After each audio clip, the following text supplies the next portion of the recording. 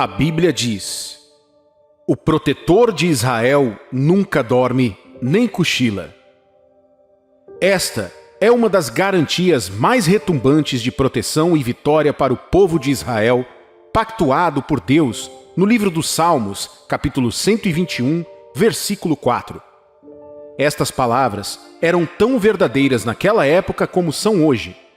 E face a uma enxurrada de guerras e adversidades, a palavra de Deus permanece uma luz brilhante, iluminando o caminho do seu povo e dando esperança no final. No dia 7 de outubro de 2023, algo inesquecível aconteceu. Algo preparado para chocar o mundo, abalar a nação de Israel e até mesmo levar alguns a questionar a promessa de Deus sobre o seu povo amado. Isso marcou o início de uma guerra, diferente de qualquer outra que Israel já enfrentou nos tempos modernos, quase 50 anos após a sua última guerra oficial, a Guerra do Yom Kippur, em 1973. Este é um tipo diferente de guerra. Não é uma guerra convencional entre países e exércitos. Desta vez, foi um ataque bárbaro, lançado por terroristas e fanáticos, especificamente o Hamas, o grupo radical islâmico que controla Gaza.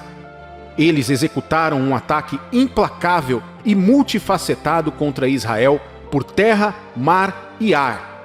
Eles se infiltraram no território israelita também através de túneis e barcos em busca de reféns e vítimas. Indo de casa em casa, de porta em porta, eles não demonstraram misericórdia, nem compaixão, nem humanidade. Suas ações incluíram o sequestro e a morte de qualquer pessoa que encontrassem. O número de mortos foi estarrecedor e milhares de pessoas ficaram feridas. A devastação foi imensa e os horrores além da imaginação. A escala e a intensidade deste ataque foram sem precedentes, obrigando o primeiro-ministro de Israel, Benjamin Netanyahu, a declarar que se tratava de uma guerra. Mas espere, vamos responder a pergunta sobre esse inimigo. Quem é exatamente o Hamas e por que eles estão atacando Israel agora? O Hamas é um grupo terrorista que recebe financiamento do Irã, como o próprio Irã já confirmou abertamente. Já não é segredo que, ao longo dos anos, o Irã deixou bem claro que um dos seus objetivos finais é varrer Israel da face da terra. Essas palavras não só destacam uma clara ameaça contra Israel, mas também demonstram um foco sombrio em Jerusalém. Veja, nada disso é realmente uma coincidência. Na verdade, a Bíblia já profetizou repetidamente há milhares de anos que Jerusalém ocuparia uma posição significativa nos eventos do fim dos tempos. Essas palavras podem ser encontradas nas profecias tanto do Antigo como do Novo Testamento, com palavras que saíram da boca do próprio Jesus. Portanto, não devemos levar as coisas de maneira leve quando ouvimos algo envolvendo a cidade santa de Deus, Jerusalém. Ao longo dos anos, temos visto nação após nação, povo após povo, se levantarem contra Israel. Mesmo em tempos em que parece que os inimigos venceram e destruíram o povo, mesmo quando Israel perdeu tudo, incluindo a sua própria terra, de alguma forma, Deus sempre veio em seu favor e os restaurou. Se você parar um momento para considerar a história, verá que a palavra de Deus fala sobre a dispersão da nação de Israel e sua restauração. Veja o que está escrito em Ezequiel, capítulo 37, versículo 21. Assim diz o Senhor Deus: eis que eu tomarei os filhos de Israel de entre as nações para onde eles foram, e os congregarei de todas as partes, e os levarei para a sua própria terra. Ninguém acreditou ou pensou que Israel voltaria à sua terra natal para formar uma nação depois de ter sofrido a perda de mais de 6 milhões de judeus nas mãos dos nazistas. No entanto, em 14 de maio de 1948, 3 anos após o fim do Holocausto, Israel foi reconhecido como uma nação e renasceu de acordo com a palavra profética de Deus para eles em Ezequiel. É interessante ver que uma nação tão pequena como Israel permanece forte, mesmo rodeada de nações cuja maior alegria seria acabar com a sua existência.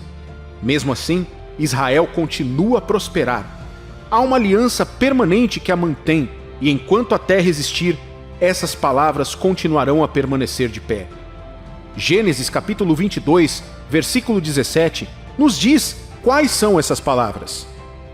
Certamente te abençoarei e multiplicarei a tua descendência como as estrelas dos céus e como a areia na praia do mar. A tua descendência possuirá a cidade dos seus inimigos. Assim, ao observarmos as ameaças contra Israel e Jerusalém, devemos nos lembrar do que a Bíblia diz sobre esta pequena, mas imensamente importante cidade. Jerusalém é descrita como uma rocha firme, e as nações que tentarem movê-la apenas sofrerão.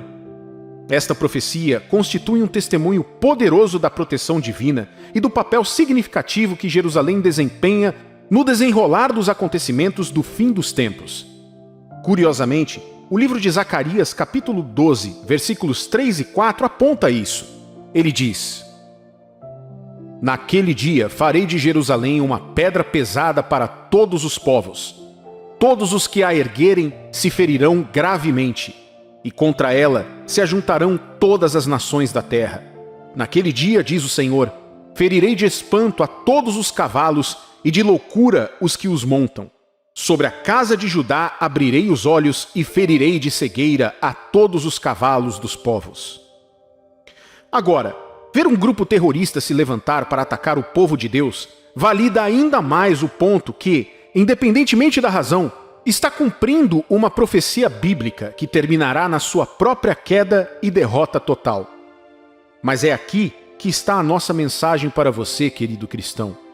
A palavra de Deus sobre Israel não foi apenas cumprida através da reunificação e do renascimento. Deus disse ainda, através da sua palavra, que Israel desfrutaria de paz por um tempo antes de ser atacado novamente. Eis o que está escrito em Ezequiel capítulo 38, versículos 15 e 16. Virás, pois, do teu lugar dos lados do norte, tu e muitos povos contigo, montados a cavalo, grande multidão e poderoso exército, e subirás contra o meu povo de Israel como nuvem, para cobrir a terra. Nos últimos dias, hei de trazer-te contra minha terra, para que as nações me conheçam a mim, quando eu tiver vindicado a minha santidade em ti, ó Gog, perante elas. Mas de quem esta escritura está falando? Quem é Gog e por que ele viria contra o povo de Deus? Não podemos dizer exatamente a quem essa nação de Gog se refere. No entanto, os estudiosos da Bíblia e das profecias, especialmente profecias do fim dos tempos, acreditam que a força de Gog vinda do norte se refere à Rússia moderna, que está diretamente ao norte de Israel no mapa. Diz também no versículo 5 do mesmo livro de Ezequiel 38, que a Pérsia, a Etiópia e a Líbia, entre outros, se levantarão contra Israel. E adivinhe só, Pérsia é o antigo nome do que hoje conhecemos como Irã.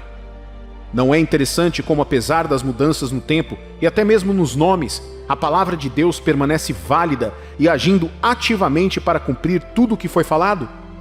Isaías capítulo 55, versículo 11 confirma isso. Assim será a palavra que sair da minha boca. Não voltará para mim vazia, mas fará o que me apraz e prosperará naquilo para que a designei. Embora ainda não tenhamos visto a Rússia fazer um movimento contra Israel e apenas o Irã, devemos manter essas coisas em mente e prestar muito atenção a tudo que a Bíblia diz sobre os tempos em que vivemos, sobre Israel e sobre nós mesmos. O que quero dizer? Quero dizer que a palavra de Deus vai se cumprir, não importa quanto tempo isso leve. Portanto, esteja preparado para acordar um dia e ouvir que a Rússia está lançando um ataque contra Israel. Quer você acredite ou não, isso vai acontecer. Essa mensagem é para te assustar? Claro que não. Pelo contrário, ela pretende te alertar e te manter firme na fé. Primeiro, porque os acontecimentos que se desenrolam são provas de que a palavra de Deus sempre é cumprida e nunca falha. E segundo, porque tudo o que ocorre no mundo todo, incluindo a crise em Israel neste momento, é como um aviso ou um despertador, lembrando ao mundo que o tempo está passando e que estamos na era do fim.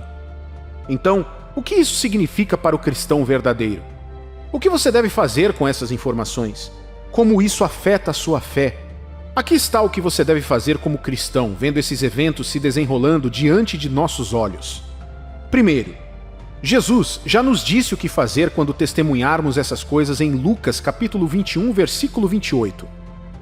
Quando essas coisas começarem a acontecer, fiquem firmes e de cabeça erguida, pois logo vocês serão salvos. Em outras palavras, à medida que a palavra de Deus se revela diante de nós, devemos ficar mais inabaláveis em nossa fé, não sendo irresponsáveis, mas estando prontos para a manifestação da volta de Jesus. Devemos viver redimindo o nosso tempo e estando sempre atentos para não sermos enganados e desviados da fé.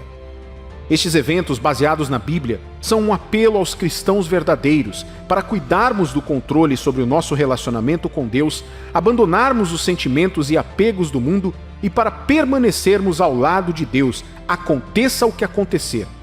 Em Mateus capítulo 25, versículos 1 ao 13, através da parábola das 10 virgens, o Senhor Jesus nos aponta o valor da prontidão espiritual e que devemos estar sempre preparados para a sua volta, mantendo nossas lâmpadas cheias de óleo, que é uma representação do Espírito Santo.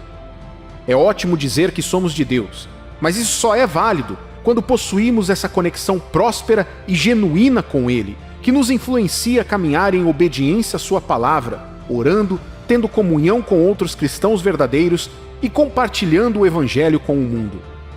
Através dessas práticas, podemos manter um estado de alerta espiritual que nos diferencia daqueles que são espiritualmente fracos ou complacentes. Segundo, devemos nos comprometer com a oração. A Bíblia, no Salmo 122, versículos 6 ao 8, nos exorta a orar pela paz de Jerusalém. Essas palavras são imediatamente apoiadas pela bênção "e prosperem aqueles que te amam". Meu amigo e minha amiga, devemos nos comprometer com uma vida de oração, aproveitando todas as oportunidades que temos para cultivar o hábito de comunicação com nosso Pai Celestial, não apenas orando por nós mesmos, mas orando também por Israel como uma nação no grande plano de Deus, especialmente em um momento como este. Devemos orar pelos doentes, pelos perdidos, pelos aflitos e pelos que sofrem ao nosso redor e pelo mundo em geral. Deus nos fez sacerdotes e reis, e Ele quer que ocupemos bem essas posições. Terceiro, mais uma coisa que Deus nos instrui a fazer nestes últimos dias para nos mantermos firmes é andar em amor e retidão. Meu amigo e minha amiga, se nosso olhar está verdadeiramente em Jesus, aguardando o seu retorno, devemos incorporar as qualidades dele, o amor, a misericórdia e a bondade. Somos chamados a mostrar essas virtudes não apenas àqueles que são fáceis de amar, mas também aos que desafiam nossas vidas e aquilo que acreditamos. Devemos lutar contra a injustiça, falar a verdade e buscar a justiça, mesmo quando fazer tudo isso for difícil. Lembre-se, a Bíblia diz que devemos ser como Cristo neste mundo. Querido cristão, lembre-se, estas não são apenas características nobres, elas são vitais para aqueles que aguardam ansiosamente a salvação. Vivamos cada dia de uma forma condizente com o chamado de Jesus, aproveitando todas as oportunidades para glorificar a Deus e promover o seu reino. Que a graça do Senhor Jesus Cristo nos guarde até o fim. Amém. Você viu a maioria das notícias recentemente? Você percebe o aumento acentuado dos males em nosso mundo hoje? O diabo está caçando ferozmente por mais pessoas que trariam destruição.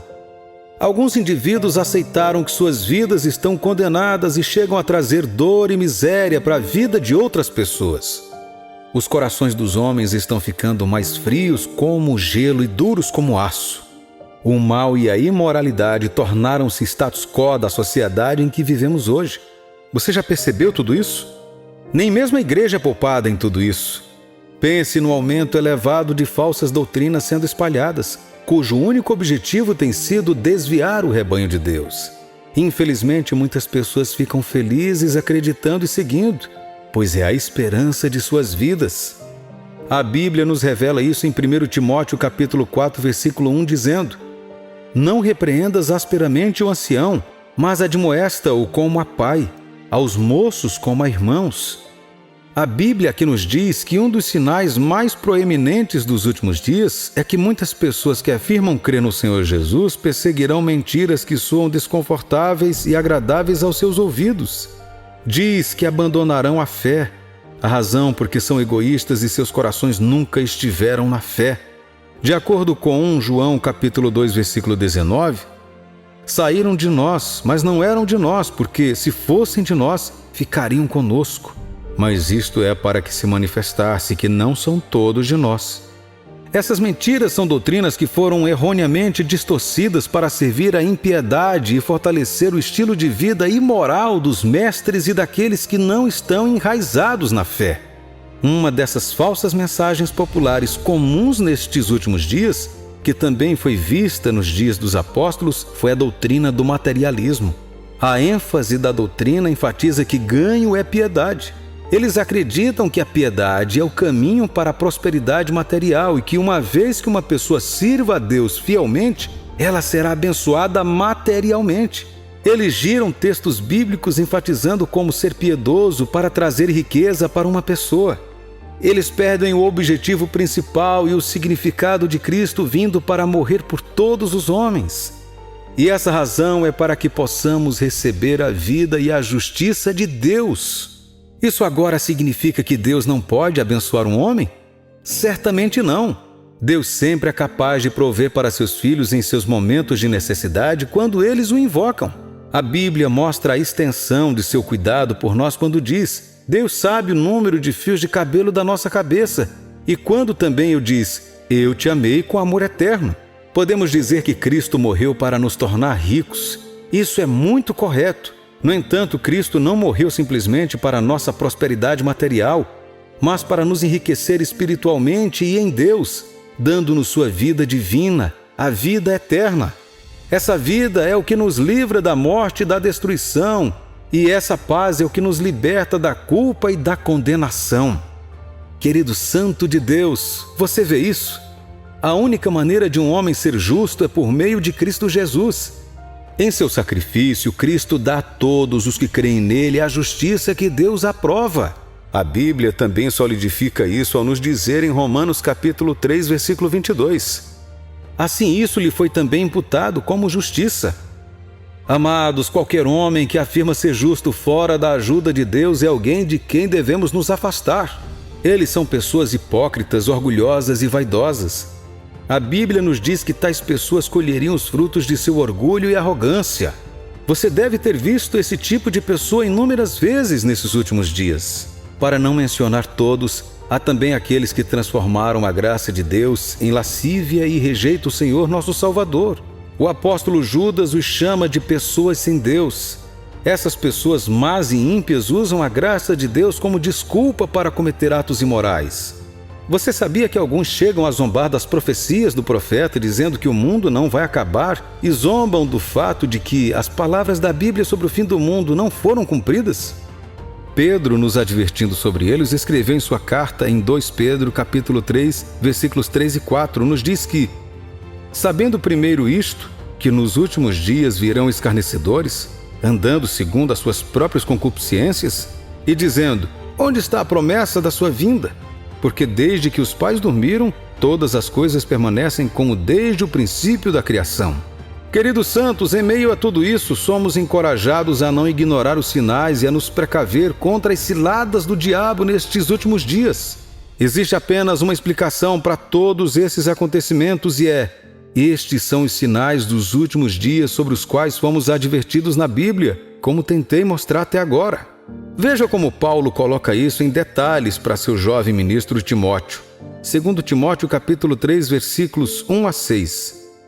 Sabe, porém, isto, que nos últimos dias sobrevirão tempos trabalhosos, porque haverá homens amantes de si mesmos, avarentos, presunçosos, soberbos, blasfemos, desobedientes a pais e mães, ingratos, profanos, sem afeto natural, irreconciliáveis, caluniadores, incontinentes, cruéis, sem amor para com os bons, traidores, obstinados, orgulhosos, mais amigos dos deleites do que amigos de Deus, tendo aparência de piedade, mas negando a eficácia dela.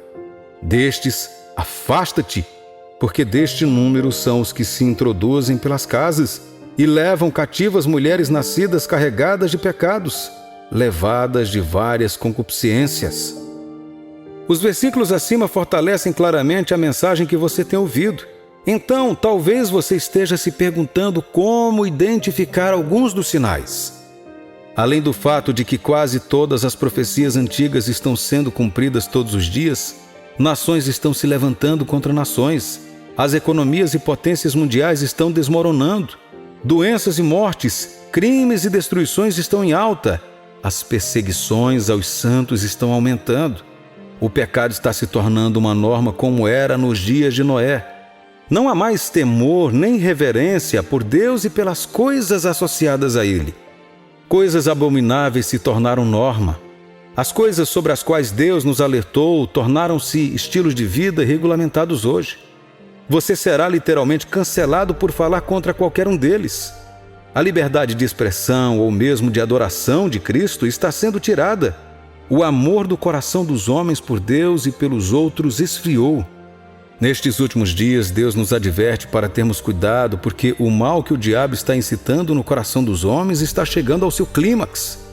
Portanto, para permanecermos seguros e preservados até sua vinda, devemos fazer alguma coisa para nos mantermos firmes e ardentes na fé de nosso Senhor, para que não sejamos pegos desprevenidos quando o Senhor voltar. Advertências que os santos de Deus devem cumprir para permanecerem seguros, firmes e fiéis nos últimos dias. Devemos estudar e meditar consistentemente na palavra de Deus. Querido amado de Deus, você observou que os últimos dias vêm com um teste de quanto da palavra de Deus um filho de Deus entende? O reinado de falsas doutrinas e mestres não teria efeito sobre um crente que está completamente enraizado e fundamentado nas doutrinas de Cristo. Ele está completamente equipado e é capaz de se manter firme contra doutrinas erradas e falsos mestres. Preciso que você saiba que quanto mais da palavra de Deus você conhece e comprometer seu coração, mais firme e comprometido você será com a fé de nosso Senhor Jesus. Outra coisa que devemos fazer para permanecermos firmes é nos dedicarmos às orações. A Bíblia nos conta o segredo para nos edificarmos sobre o fundamento de nossa santíssima fé, assim como um construtor constrói uma casa colocando um bloco sobre outro. Judas capítulo 20. Mas vós, amados, edificando-vos a vós mesmos sobre a vossa santíssima fé, orando no Espírito Santo. Um crente que gosta de orar regularmente tem sua fé fortemente edificada pela ajuda do Espírito de Deus. Jesus, na noite anterior à sua morte, disse aos seus discípulos orar para que não caiam em tentação. Jesus estava tentando ensiná-los, e a nós também, que aqueles que estão em oração acham mais fácil resistir à tentação. Irmãos, o nível de atração do pecado nestes últimos dias só pode ser superado por um homem dedicado à oração. Na epístola de Paulo, vemos Epáfras nos mostrando como a oração pode ser usada para fazer toda uma igreja permanecer perfeita na vontade de Deus. A conclusão do assunto é que, sem orações incessantes, talvez não consigamos realmente prevalecer nestes últimos dias. Então Deus está falando ao seu coração hoje. Ore e seja muito intencional sobre isso, porque sua sobrevivência nestes últimos dias dependerá disso. Nestes últimos dias, somos advertidos seriamente pela palavra a fugir de todas as formas de injustiça e desistir de nos associarmos com pessoas injustas. A Bíblia ensina que as más companhias corrompem os bons costumes. A associação com pessoas ímpias e injustas nunca nos ajudará a edificar nossa fé em Deus. Em vez disso, ela o destrói e nos faz lutar para viver o tipo de vida que agrada a Deus. Nestes últimos dias, a Bíblia nos adverte para não sermos encontrados entre os que praticam a iniquidade ou nos sentarmos no acampamento dos ímpios, mas devemos procurar estar na reunião dos crentes. Para que você não se deixe levar pelos enganos e ciladas destes últimos dias, é importante que você tenha certeza de que aqueles que mantêm ao seu redor estão ajudando você a melhorar o estado de nossa vida, especialmente com o céu em vista.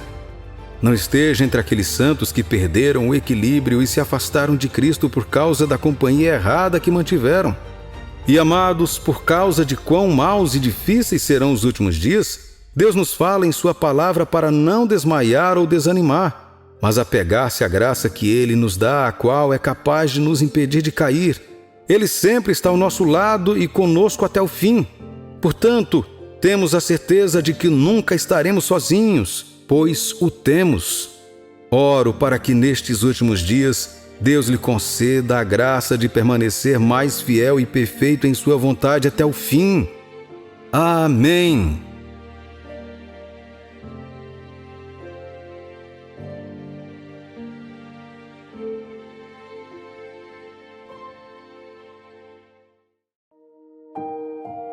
Não deixe o diabo tentar você. Este é o aviso de Deus a todos os que creem. Não resta muito tempo. O que você pensa quando liga a TV ou vai a qualquer canal de notícias e ouve falar de guerras, desastres, crises aqui e ali, pandemias, políticas governamentais que provocam tumultos e assim por diante? Desastres estão acontecendo com frequência. Muitos sinais assustadores apareceram. Que advertência esses sinais nos trazem, senão que, ao contrário da crença popular, não nos resta tanto tempo na Terra. Deus está encerrando as coisas e muito rápido. Os profetas antigos, Jesus e até mesmo os discípulos nos alertaram sobre esses sinais e hoje os vemos acontecendo diante de nossos olhos. Não deixe ninguém te enganar como nos dias de Noé, dizendo: Deus está demorando muito, ou não há nada como o arrebatamento ou o fim dos dias. O céu já está aqui, ou que o tempo do fim ainda está longe. É uma cilada.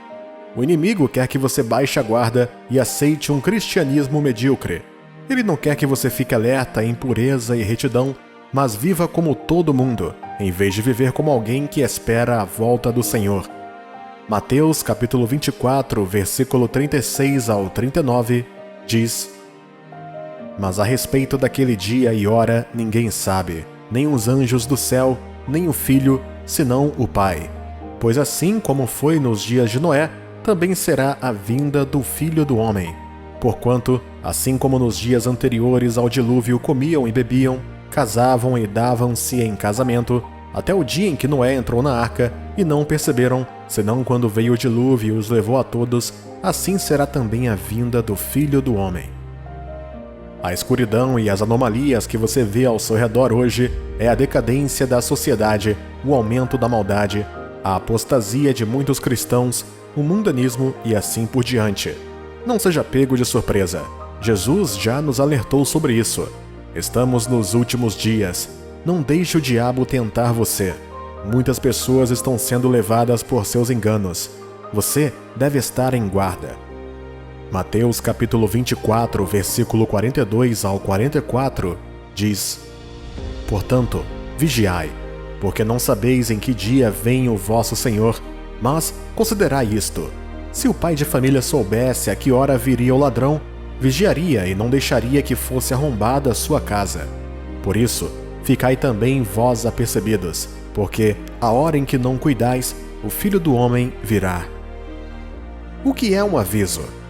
É uma mensagem que informa sobre um perigo ou risco iminente caso certas medidas não sejam tomadas.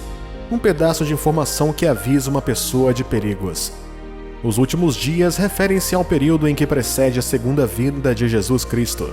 A Bíblia já nos disse que aqueles dias seriam marcados por eventos tristes e devastadores que aconteceriam na terra antes da volta de Jesus para receber os santos no reino de Deus. Este evento final é chamado de arrebatamento. O arrebatamento precederá a grande tribulação e a ascensão do anticristo ao poder. Você não quer estar aqui quando chegar a hora. Acredite em mim. É por isso que você deve levar a sério o aviso de Cristo. O arrebatamento é para todos os santos e nenhum santo deve perdê-lo por nada. No livro 2 de Pedro, capítulo 23, versículo 14 e 17, diz: Por essa razão, pois, amados, esperando estas coisas, empenhai-vos por serdes achados por ele em paz, sem mácula e irrepreensíveis. Vós, pois, amados, prevenidos como estáis de antemão, acautelai-vos, não suceda que, arrastados pelo erro desses insubordinados, descascais da vossa própria firmeza. Depois que um aviso é recebido, você tem a escolha de atender, dar o passo certo na direção certa para a sua segurança, ou jogar tudo pela janela e continuar para sua própria destruição. A palavra de Deus nos mostrou que o plano dele não é ver ninguém destruído em seus pecados, mas que eles se convertam e sejam salvos. Você está ouvindo essas palavras hoje porque Deus quer que você seja salvo. Ele te ama muito. Ele quer que você se acerte com Ele. Ezequiel capítulo 18, versículo 23 diz: Acaso tenho eu prazer na morte do perverso? Diz o Senhor Deus. Não desejo eu, antes, que ele se converta dos seus caminhos e viva? Em Ezequiel capítulo 33, versículo 11, Deus repete novamente, e eu preciso que você imagine que Ele está falando com você agora. Diz-lhes: Tão certo como eu vivo, diz o Senhor Deus, não tenho prazer na morte do perverso, mas em que o perverso se converta do seu caminho e viva. Convertei-vos dos vossos maus caminhos, pois porque haveis de morrer, ó casa de Israel. As advertências e alertas de Deus nascem do amor e cuidado genuíno dele. Você não pode odiar alguém e alertá-lo ou adverti-lo. Você não pode ser uma divindade sanguinária e ainda tentar salvar pessoas que nem mesmo querem você. O amor de Deus é real, e ele é demonstrado por meio de suas advertências. Ele não deseja que ninguém perca a comunhão eterna preparada para o seu povo. Deus não deseja apenas sua salvação, mas também a sua segurança e exclusão da destruição que um dia foi profetizada sobre o mundo. Ele também deseja que você escape da condenação das almas que morrem sem Cristo. Quais são alguns dos sinais que confirmam tudo o que Jesus disse? Mateus 24 destaca muitas dessas coisas, entre outras passagens bíblicas. Além de estar em guarda para aquele grande dia que virá inesperadamente, Jesus alertou que mentirosos, charlatões e falsos profetas virão. Eles alegarão ter o nome de Cristo, mas por dentro não passam de lobos prontos para devorar e tirar vantagem do povo de Deus.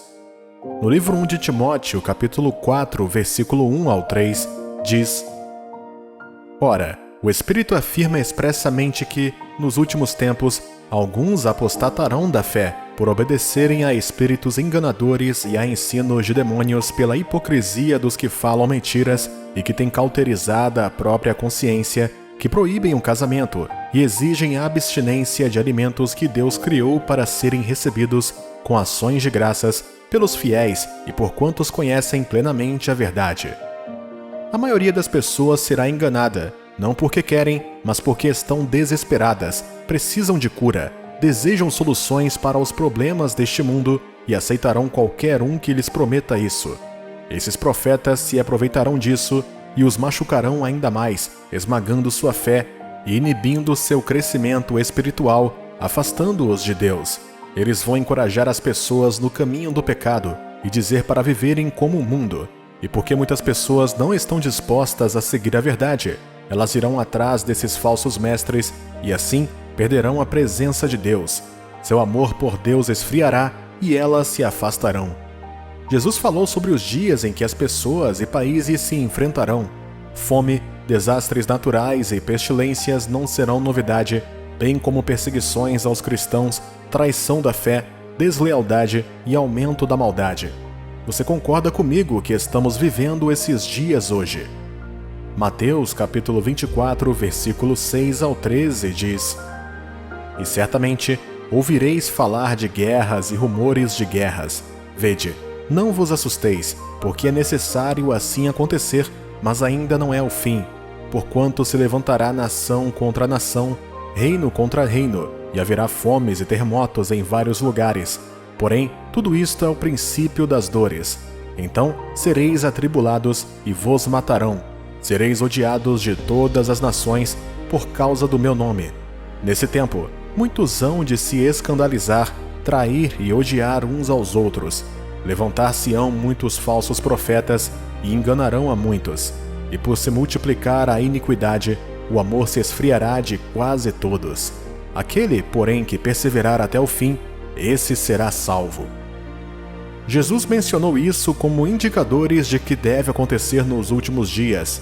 Ele disse que tudo isso acontecerá antes da sua segunda volta. O que você está fazendo? Você está se preparando para a volta de Jesus? Ele o encontrará na fé? Ele o encontrará no temor de Deus? Jesus fez uma pergunta em Lucas capítulo 18, versículo 8. Digo-vos que, depressa, lhes fará justiça. Contudo, quando vier o Filho do Homem, achará, porventura, fé na terra? Em sua primeira vinda, Jesus veio como Cordeiro de Deus que tira os pecados do mundo. Mas em sua segunda vinda, ele virá como Leão de Judá, o Rei dos Reis, o Senhor dos Senhores e o justo juiz que recompensará a todos de acordo com o que ele ou ela fez, bom ou mal. A Bíblia adverte que indivíduos egoístas e glutões também se levantarão nos últimos dias, pessoas cujo único objetivo é satisfazer seus desejos e a si mesmos. Deus não está no plano deles, nem Cristo, nem o céu. Sua barriga é seu Deus e eles não se sacrificarão por nada, além de si mesmos. Essas pessoas vão zombar de qualquer coisa que envolva ir além pelo amor de Deus. Elas zombarão de você por passar seu tempo em oração, por você sofrer por causa do Evangelho sem concessões e por dar para o avanço do reino de Deus. Elas querem as bênçãos e o amor de Deus, mas se desviam das justas exigências de Deus num piscar de olhos. Veja, o desejo de ter tudo, comer tudo e beber tudo fez com que muitos se entreguem a todas as formas de ilegalidades e imoralidade. As pessoas são inquietas e implacáveis até que seus infinitos desejos sensuais e luxúria sejam saciados.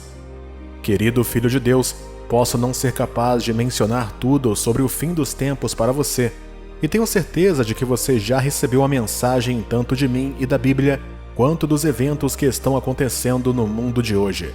A palavra da verdade está disponível para todos, mas muitos do que hoje buscam apenas o que seus ouvidos desejam e o que atende aos seus desejos egoístas. Preferem fazer o mal deliberadamente a ceder à direção do Espírito Santo. Você não deve estar entre eles. Esta mensagem não é para assustá-lo, mas para te lembrar dos tempos em que estamos e do tipo de vida que deveríamos estar vivendo.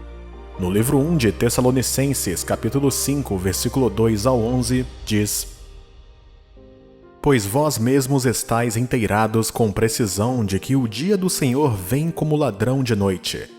Quando andarem dizendo paz e segurança, eis que lhes sobrevirá repentina destruição, como vêm as dores de parto a que está para dar à luz, e de nenhum modo escaparão.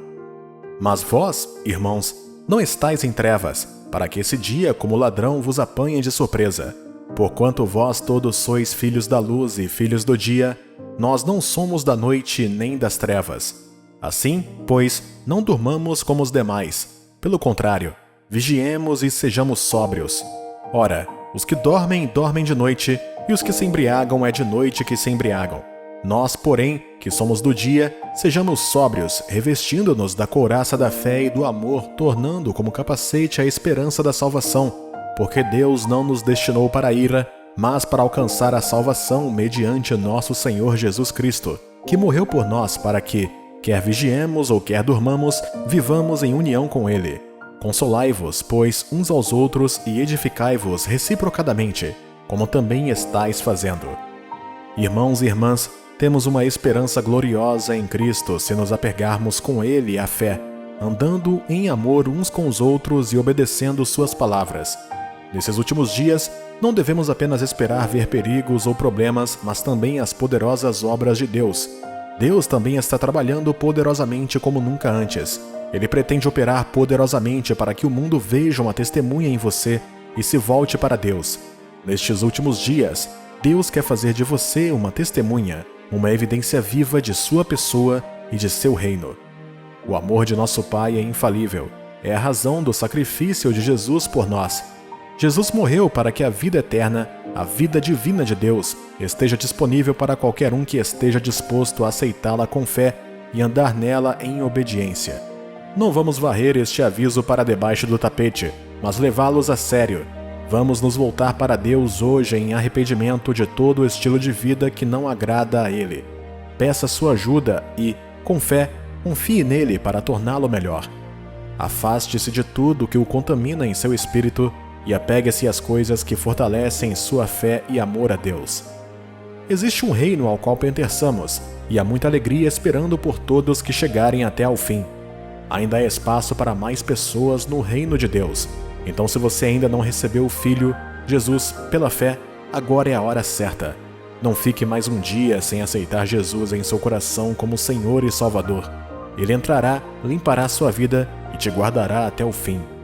Que a graça do Senhor guarde a todos nós, em nome de Jesus.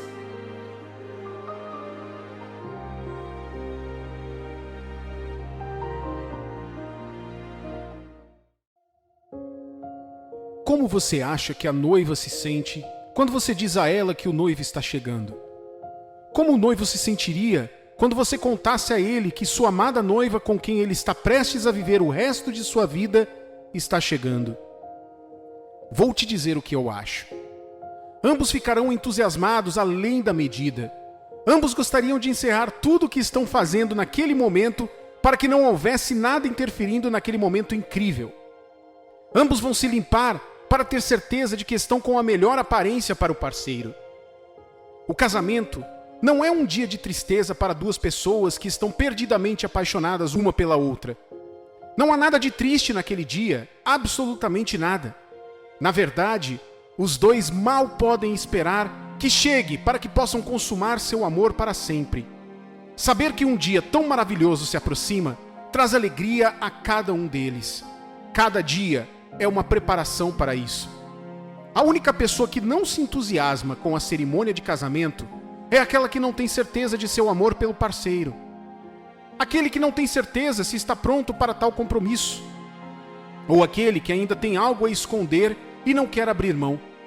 Pode ser um caso, ou um hábito, ou uma coisa ou outra. No entanto, o que quer que traga medo e desânimo ou sentimento negativo ao pensar que seu futuro parceiro descobrirá, é uma ameaça à sua união. Se não for tratado, pode não haver união alguma. No entanto, meu amigo, permita-me falar com você sobre um casamento único, que não é deste mundo, nem organizado pelo homem. É o casamento entre Cristo e sua noiva, a Igreja. É a consumação, a união definitiva de um amante eterno com sua noiva. Muitas vezes e por muito tempo, muitos cristãos foram ensinados a associar a mensagem do arrebatamento com medo e pavor, quase como se o arrebatamento fosse uma mensagem de destruição iminente. No entanto, isso está errado, por mais genuíno e ardente que pareça. Veja, antes de tudo, deixe-me informá-lo de que se você genuinamente recebeu Jesus em seu coração, pela fé na obra redentora que ele realizou no Calvário como Cordeiro de Deus, a expiação pelos pecados do mundo inteiro, e você acredita em sua morte, ressurreição, ascensão e glorificação, vivendo sua vida à luz desta nova fé, a mensagem de arrebatamento para você é o anúncio da consumação de seu relacionamento de amor com seu Senhor e Salvador, não uma mensagem de desgraça iminente. É para todo cristão o que a notícia da chegada do noivo é para sua noiva. É uma boa notícia. É uma notícia de libertação. É uma notícia de esperança. É uma mensagem de emancipação final dos rudimentos deste mundo. Mas também é uma mensagem para se preparar. 1 Tessalonicenses 5, do 1 ao 6, coloca melhor. Paulo escreveu: Mas, irmãos, acerca dos tempos e das estações, não necessitais de que se vos escreva, porque vós mesmos sabeis muito bem que o dia do Senhor virá como ladrão de noite. Pois que, quando disserem a paz e segurança, então lhes sobrevirá repentina destruição, como as dores de parto àquela que está grávida, e de modo nenhum escaparão. Mas vós, irmãos, já não estáis em trevas, para que aquele dia vos surpreenda como um ladrão. Porque todos vós sois filhos da luz e filhos do dia. Nós não somos da noite, nem das trevas. Não durmamos, pois, como os demais, mas vigiemos e sejamos sóbrios. Você pode ver isso? O que deve dar ao santo maior alegria do que saber que em breve seu amado, seu Senhor e seu Mestre aparecerão e o levarão para estar com ele por toda a eternidade, livre dos problemas e fardos deste mundo condenado? Absolutamente nada. Portanto, qual é a esperança do cristão nesta situação?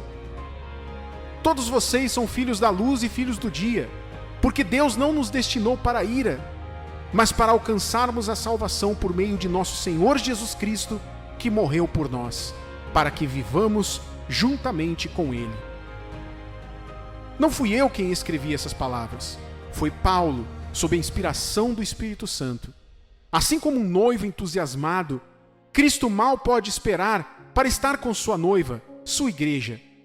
Lembre-se de que a igreja é você e eu, não um edifício. Individual e coletivamente, somos a igreja de Deus, a noiva de Cristo Jesus. Então, por que você acha que o noivo quer encontrar sua noiva em primeiro lugar? Para destruí-la ou para consumar seu amor juntos? Você vê, Jesus Cristo fez tudo o que Ele fez para trazer você e eu e todos os cristãos em todo o mundo em unidade com Ele diante de Deus. Seu sacrifício e redenção foi o preço que Ele pagou para pertencermos a Ele, e Ele prometeu que um dia Ele viria nos levar para estarmos com Ele para sempre. João 14, do 1 ao 3. Não se turbe o vosso coração, credes em Deus, crede também em mim. Na casa de meu pai há muitas moradas. Se não fosse assim, eu vou-lo teria dito. Vou preparar-vos lugar. E quando eu for e vos preparar lugar, virei outra vez, e vos levarei para mim mesmo, para que onde eu estiver, estejais vós também. Que promessa! Todo cristão, como uma noiva, deve ficar feliz em saber que Jesus está voltando. Além disso, com tudo o que está acontecendo no mundo agora, podemos dizer que as profecias estão se cumprindo e, mais do que nunca, o arrebatamento pode acontecer a qualquer momento. Veja, as únicas pessoas que devem se preocupar e ter medo do arrebatamento são os incrédulos e os cristãos infiéis. Eles são a noiva despreparada. Eles são como noivas que rejeitaram o arranjo do casamento ou escolheram manter outro amante enquanto ainda professam amor pelo noivo. Estes são os que não têm esperança e não serão arrebatados quando o Senhor vier, porque não têm parte nele. Mateus 7, 22 a 24. Muitos me dirão naquele dia: Senhor, Senhor, não profetizamos nós em teu nome, e em teu nome não expulsamos demônios, e em teu nome não fizemos muitas maravilhas? E então lhes direi abertamente: nunca vos conheci, apartai-vos de mim, vós que praticais a iniquidade. Todo aquele, pois, que escuta estas minhas palavras e as pratica, assemelhá-lo-ei ao homem prudente, que edificou a sua casa sobre a rocha. Se eu lhe perguntasse quão certo você está de ser arrebatado com o arrebatamento, qual seria a sua resposta, querido cristão? Se você está assistindo a isso e se sentindo inseguro e com medo daquele dia, então é hora de se examinar de maneira adequada e sincera. Eu sei que você deve ter ouvido muito sobre o arrebatamento, e tudo bem. Porém, que hoje seja diferente, que o dia de hoje marque uma nova página, que seja o dia em que você, a noiva, decida que seu espírito, corpo e alma serão guardados para o seu mestre, o noivo. Efésios 5, do 25 ao 27. Vós, maridos, amai vossas mulheres, como também Cristo amou a igreja e a si mesmo se entregou por ela, para a santificar, purificando-a com a lavagem da água pela palavra, para apresentar a si mesmo igreja gloriosa, sem mácula, nem ruga, nem coisa semelhante, mas santa e irrepreensível. Se o noivo aparecesse agora, como ele o encontraria? O que ele encontraria você fazendo? Ele ficaria orgulhoso de você? Ele veria em você o que ele morreu para que você tivesse e fosse? Lembre-se do que Jesus teve que passar para que você e eu pudéssemos ter acesso. É necessário, portanto, aproveitar ao máximo o tempo que temos para nos prepararmos como se fosse o último aqui na Terra. Existe um amigo, um hábito, um ambiente que continua a prendê-lo na impiedade? Em seguida, corte-os. Nenhum relacionamento, nenhum hábito Nenhum ambiente vale a sua alma. A sua caminhada com Deus não tem preço e deve ser colocada acima de tudo, porque nela está a certeza da sua salvação eterna. Todas as outras coisas terminarão aqui. Sempre lembre que Mateus 5, do 29 ao 30.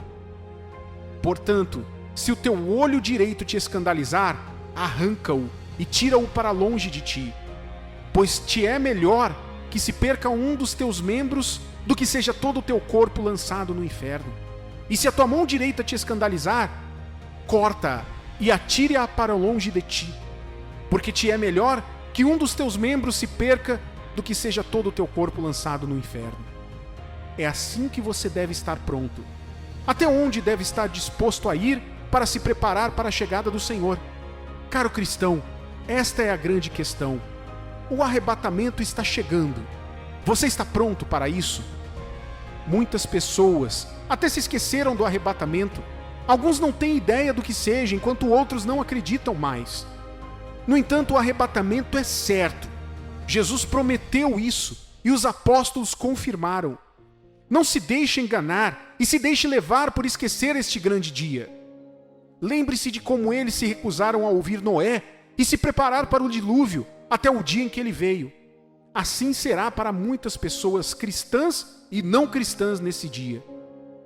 Não tenha pressa em dizer que está pronto. Em vez disso, faça um check-up rápido. Sim, você recebeu Cristo em seu coração, mas sua vida retrata isso? Você leva uma vida de duas caras? Você prefere o mundo às coisas de Deus? Você prefere estar na companhia dos não salvos do que estar na presença de Deus ou com o seu povo? Você odeia quando está honestamente sendo corrigido no amor? O objetivo disso não é assustá-lo, mas desafiá-lo a voltar ao seu primeiro amor. Não há mais tempo a perder.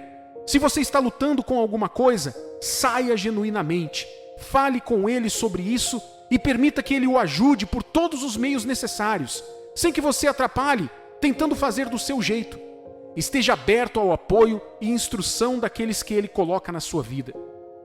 Desenvolva o estilo de vida habitual de passar tempo com ele, tanto em oração quanto no estudo da Bíblia, estando em comunhão quando deveria, participando de compromissos que lhe permitem maximizar seus dons. Construa bons relacionamentos com outros crentes que o ajudem a ficar de pé da melhor maneira possível e não ande no caminho dos ímpios. Por fim, permita-me deixar você com estas palavras de 1 Pedro, capítulo 1, versículo 13. Portanto, cingindo os lombos do vosso entendimento, sede sóbrios e esperai inteiramente na graça que se vos ofereceu na revelação de Jesus Cristo. Fique preparado, meu amigo, que a graça de Deus nos guarde até o fim. Amém.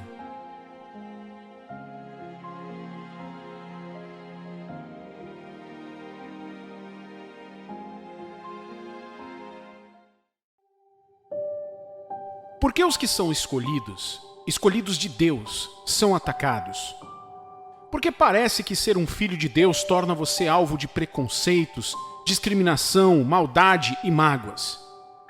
Vamos ler a palavra de Deus e vejamos o que diz em Salmos, capítulo 34, versículo 19. Muitas são as aflições do justo, mas o Senhor de todas o livra.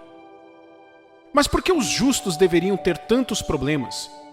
A vida deles não deveria ser tão livre de aborrecimentos, confirmando assim que essa vida é melhor do que a vida que o mundo oferece? Infelizmente, muitas pessoas se afastaram de sua salvação porque não encontraram respostas para essas perguntas. Eu confio em Deus para segurar sua mão através deste vídeo e te ajudar a ter as respostas e a esperança que aguarda os escolhidos. Não importa o que os escolhidos possam passar, o Senhor os livrará de tudo isso. Por favor, entenda que a definição de Deus para libertação pode diferir daquela que você tem em mente. É por isso que às vezes parece que o bem morre e o mal prevalece. Uma pessoa boa, um filho de Deus, pode perder o emprego, enquanto um incrédulo e perverso consegue uma promoção. Às vezes um incrédulo pode se recuperar de um vírus de uma maneira ou de outra, mas aquele que crê, ora e confia em Deus pode morrer em aflição. Por que isso acontece? Porque parece que você sofre mais espiritualmente e fisicamente por ter escolhido ser um filho de Deus, e ainda assim, tudo que você deixa para trás se volta contra você e a vida parece trabalhar em seu desfavor. Por exemplo, quando Jesus morreu, parecia que o mal havia prevalecido sobre o bem. Parecia que Deus havia falhado e o sistema do mundo que odiava tudo que Jesus representava havia vencido. Mas o apóstolo Paulo escreveu algo digno de atenção em 1 Coríntios capítulo 2, versículos 7 e 8. Mas falamos a sabedoria de Deus em mistério, outrora oculta, a qual Deus pré-ordenou desde a eternidade para a nossa glória. Sabedoria essa que nenhum dos poderosos deste século conheceu, porque se a tivessem conhecido, jamais teriam crucificado o Senhor da glória. Aqui está a razão pela qual eu disse que às vezes a libertação ou a solução de Deus não terá a aparência disso, mas ainda assim é a melhor do que prevíamos. Em sua sabedoria, Deus selou a salvação da humanidade em um evento tão improvável que o mundo e o reino das trevas não puderam sequer imaginar. Ninguém jamais conseguiu imaginar dessa forma. Ninguém pôde prever por si mesmo que seria daquela maneira. Repare que nossos caminhos diferem dos caminhos de Deus. Nós nos limitamos porque não podemos ver além do nosso nível de compreensão e, portanto, não podemos atingir a altura das realidades de Deus por meio de nossas mentes comuns. Devemos, portanto, depender de Deus para nos ajudar a ver e nos elevar às suas realidades. Essa elevação é o resumo da obra da graça que tira as pessoas comuns da multidão e as transforma na família de Deus, fazendo delas escolhidas. Efésios capítulo 2, versículos 4 ao 6. Mas Deus, sendo rico em misericórdia, por causa do grande amor com que nos amou, e estando nós mortos em nossos delitos, nos deu vida juntamente com Cristo. Pela graça sois salvos, e juntamente com Ele nos ressuscitou, e nos fez assentar nos lugares celestiais em Cristo Jesus. Você foi escolhido do mundo e salvo pela graça de Deus. Nossa pergunta hoje é esta: por que os escolhidos são atacados? Veja, a Bíblia nos diz que o mundo jaz na iniquidade, nas mãos de Satanás, o maligno e perverso. Como e por que isso acontece? Você sabe que através do pecado de Adão e Eva, nossos primeiros pais, a humanidade se tornou uma raça caída, atormentada por todo tipo de decadência e morte. Ao longo dos séculos até agora, o mundo inteiro foi enquadrado e condicionado de acordo com uma ordem particular dirigida pelo sistema de Satanás, que é chamado de Deus deste mundo. Todo indivíduo nascido neste sistema vive e opera de acordo com suas regras e está sujeito a ele até que morra e deixe este mundo. O problema desse sistema é que ele é falho, inimigo de tudo que é de Deus. O sistema é contrário a tudo que Deus originalmente planejou para a sua criação. É um sistema falido porque todos nascem como escravos, trabalhando para o perverso mestre dos escravos, o inimigo de Deus, que prende as pessoas, fechando os olhos para a sua liberdade, roubando-lhes sua própria herança e, finalmente, destruindo suas almas no inferno para sempre. A salvação que Jesus Cristo veio oferecer tornou-se a solução final de Deus para libertar homens e mulheres da escravidão do diabo. Por meio de seu sacrifício, Jesus quebrou as correntes e abriu a porta, convidando todos a virem e receberem seu lugar na família de Deus e a esperança de vida na eternidade com Deus para sempre. Todos que creem e recebem este convite são automaticamente libertos e trasladados da prisão de Satanás para a família de Deus. Esta é a boa nova e a bem-aventurança dos santos, mas também é a batalha deles. Pois no momento em que você se torna um escolhido de Deus, você automaticamente se torna um inimigo, uma ameaça, um alvo daquele de quem você costumava ser escravo. Além disso, seu novo status o coloca automaticamente na direção oposta do sistema, e, como resultado, o coloca no caminho de muitas oposições. Deixe-me dar um exemplo para ilustrar melhor essa experiência. Você já reparou que é mais fácil e rápido descer uma ladeira do que subi-la? Agora imagine que nesse morro tem milhares de pessoas descendo e indo para a parte mais baixa, e então você e alguns outros de repente mudam de ideia e começam a subir a colina. Como seria essa experiência? Exatamente, você pensou certo. Você e os outros que optaram por caminhar na direção oposta colidiriam com aqueles que vinham ladeira abaixo. Você pode tentar o seu melhor para evitá-los, mas ficaria cara a cara com muitos e poderia até esbarrar em outros. Outros podem até tentar pisoteá-lo. Você usaria mais energia, precisaria de mais determinação para manter o foco. De outra forma, você pode até perder de vista o lugar para onde está indo. Este exemplo descreve melhor a situação em que cada escolhido se encontra. O mundo inteiro está indo na direção oposta ao plano e propósito de Deus. Eles estão indo para a parte mais baixa do morro, para a morte e para o inferno. Porém, aqueles que receberam a graça salvadora de Deus por meio da fé em Jesus, voltam e se dirigem para o glorioso reino de Deus, a eternidade com Deus e as riquezas da glória em Cristo Jesus. Agora eles veem a luz para a qual o mundo vira as costas. Eles veem a beleza da glória, a qual Satanás deseja que ninguém enxergue. E para fazer essa jornada, eles devem enfrentar o sistema. 1 João, capítulo 5, versículo 19 e 20 diz: Sabemos que somos de Deus e que o mundo inteiro jaz no maligno. Também sabemos que o Filho de Deus é vindo e nos tem dado entendimento para reconhecermos o verdadeiro, e estamos no verdadeiro em seu Filho Jesus Cristo. Este é o verdadeiro Deus e a vida eterna. Veja, o bem sempre deve estar em conflito com o mal. O homem ímpio pode até respeitar o que crê, mas ele odeia tudo o que ele representa. Talvez por puro despeito, puro ciúme, ou porque tudo que o cristão representa ameaça seu lucro. Um crente em uma organização corrupta pode ser respeitado, mas não seria amado pelos perpetradores do mal. Por quê? Porque ele sempre se posiciona contra o sistema corrupto. Ele sempre fala contra a injustiça. Ele nunca permite que a empresa seja enganada ou enganasse aqueles a quem deveria servir. Estaria ele, então, nas graças dos ímpios? Definitivamente não. Esta é a experiência de subir um morro. Haverá conflitos de sistemas. O cristão representa o sistema de Deus e se tornou um farol de luz, brilhando em meio a um mundo escuro que caminha para a destruição. Cada pessoa que você se depara e ainda não foi salva representa o reino deste mundo. Alguns podem até ser legais com você, mas não se engane.